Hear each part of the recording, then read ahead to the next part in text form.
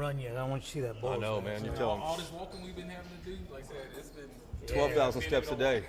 Walking off your dinner. So, all right, I'm ready whenever you are. Representative, you brought up something, Mr. Chairman, that I've been asking too.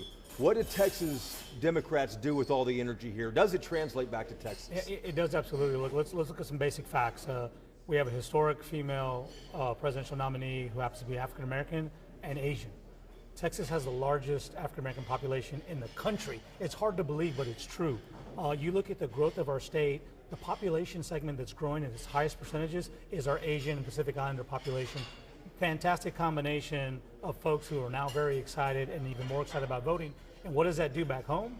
Those people also vote for their member of Congress. They also vote for the United States Senator. They also vote for their state rep. So as we're voting for this president, we are electing new Democrats to the Texas House. We're flipping Congress. We're canning Cruz and putting Colin Allred there. So Texas has a big role to play. And most importantly, on top of all of that, when we do that successfully, we have now put the focus on our state to be the next purple state that will turn blue, and that's when all the excitement really occurs. But we've heard that for years. We've heard that for years. And this morning you said you called BS on it. You don't think the people who say Texas isn't in play are telling the truth here. The latest poll this morning shows that the margin of error is what's separating Kamala Harris and Donald Trump. So what fact is really true and doesn't ever change is from the time President Obama ran for office, Texas, he lost that state by 16 points. Joe Biden lost it by 5.5. We are trending quickly while other states are not. And so this election is important to demonstrate that trend line will continue. And so polls are polls, but trend lines are more historic and they're more accurate. And it's showing that we're moving in the right direction.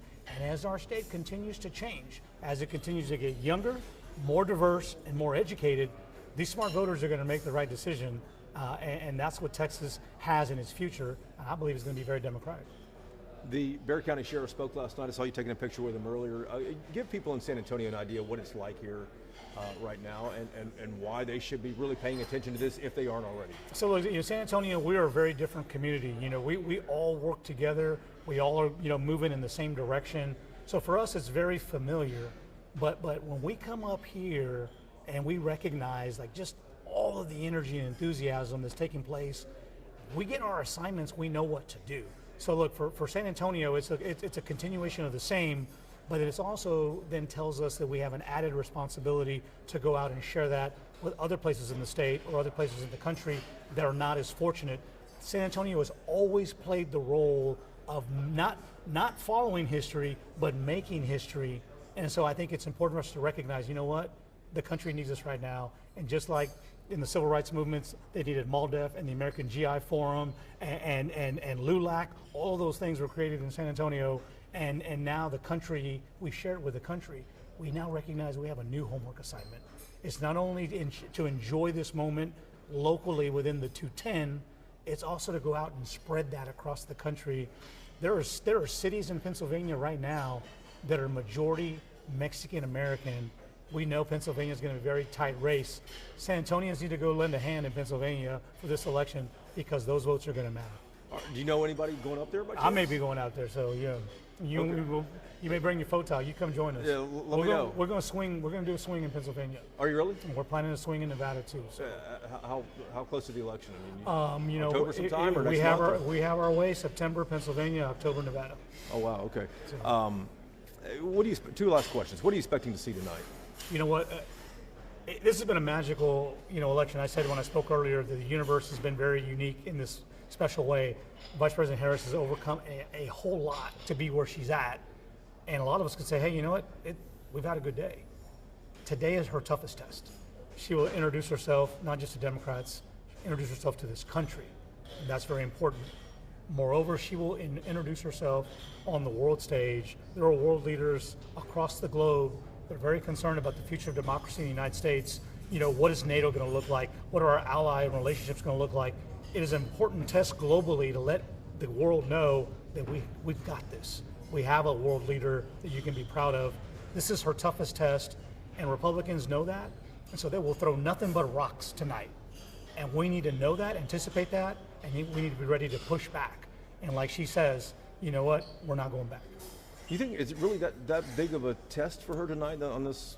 I think this is. I mean, for 3 weeks now, the national press has been wondering when they get their moment with Vice President Harris, and I think on purpose she's been waiting to have that conversation, and it begins tonight. And so I'm not saying it's a bar that she can't reach. I'm just telling you, people would say, Biden dropping out of the race would have never happened. And then they said, well, hey, if Biden drops out, it's going to be chaos. That didn't happen. Then they said, well, okay, there's no chaos, but the campaign's in shambles. That didn't happen. She's raising record money, right? She's picked the vice president who is a dream candidate, that the country's in love with. For anybody else, those would be really high highs, high mountains to climb over. But yet she's got one more step, and that is to present to America the image that she wants you to see, who she is, what she cares about, and how important the stakes are in this election. I have zero problem, zero optimism. She is going to knock it out of the park. Think so? I have no problem that's going to happen. But tonight is a very big moment, and I'm looking forward to it. Last thing, Democrats are obviously energetic and enthused about Kamala Harris. There are some who are kind of running away from her, though. Still want to capture the excitement that she brings, but are running away from her. What kind of impact is she going to have down ballot on so many races that matter? Look, I think for all the reasons stated, woman, diverse, African American, Asian, those are all great attributes to have in a state like Texas. For candidates or people who have not figured that out yet, look, I don't judge them and I don't blame them. I would just ask them to pay more attention to what's going on. Read the room, right? She is everything we've talked about. So my message to my fellow colleagues is, hey, man, you need to read the room. This is not the Texas of the 1990s. This is not the Texas of the early 2000s. This is the Texas of 2024.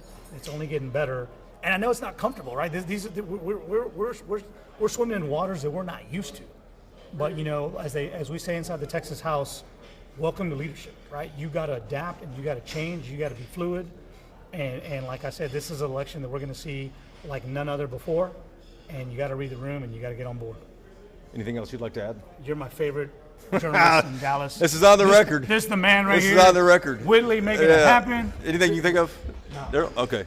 Perfect. Good stuff, man. All right, man. Good to see you, bud. Let me unclip you there. Hey, before I let you go, who is